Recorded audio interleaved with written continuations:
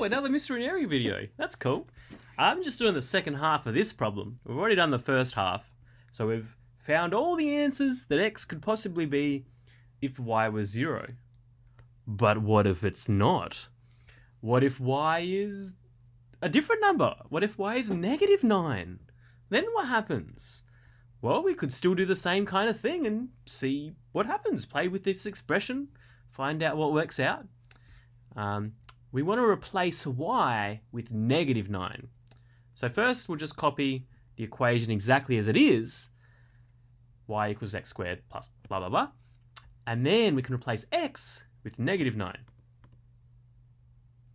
Sorry, I lied. We're replacing y with -9, aren't we? I lied.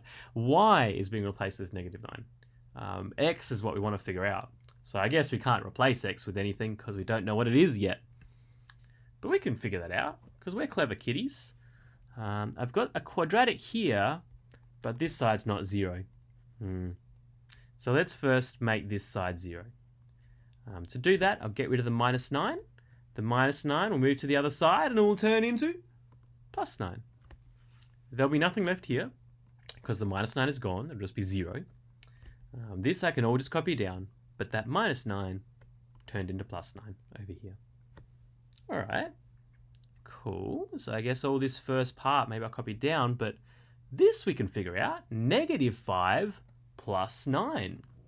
It's the same as 9 minus 5, which is 4. So let's write it again, but just replace that part there with 4. That's simpler, isn't it? We've just simplified it. Okay.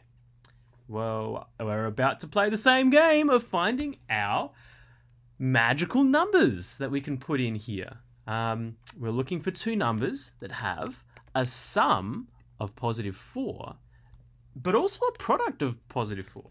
Now, you may be able to think of these numbers in your head, but I'll go through the process anyway. Looking for two numbers that add to get 4 and multiply to get +4. So the way that I would tackle this is I'd start with +1. +1 times something gives me +4. Well, positive and positive is a positive.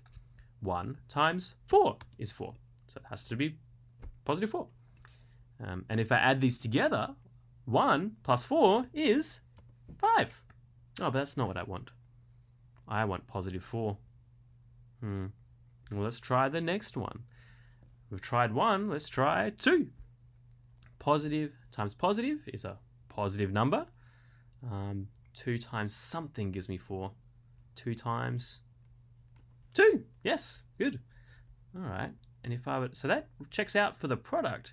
And if I were to add these, 2 plus 2 is 4. And that is the sum that I'm looking for. That is awesome. That is awesome. So my two magical numbers are +2 and +2. So I can, yes, yay. So I can rewrite this part as x plus 2, x plus 2. Everything else, the therefore, the 0, and the equals, I just copy down. Yeah, we're almost there. We're almost there. The solution to this would be that x is -2. What's the solution to this part? Also that x is -2. They have the same solution, right? So the only possible solution is that x is -2. Now you might be thinking, hey, whoa, hold on, Mr. Airy. This one had 2 answers, and this one just has 1 answer? What's the deal with that? I feel like I've been ripped off. I only get 1 answer here, but here I get 2. How come sometimes there are two solutions, and sometimes just 1? Well, that is a good question, and I'm glad that you asked, dear viewer.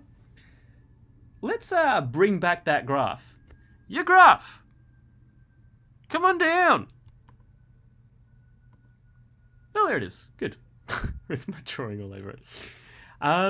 This first one was a solution where it was on this curve, has to match this rule, this parabola, this blue one, this quadratic, but it also has to match y equals 0.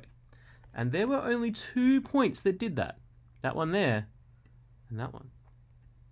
But in the other one, y has to be -9. So it has to be on this purple line down here. And how many points are on the purple line that are also on the quadratic Just one. Just 1 point. So this, there's only one solution, but this, there's two. Isn't that neat? Maybe you don't care. That's cool. That's fine.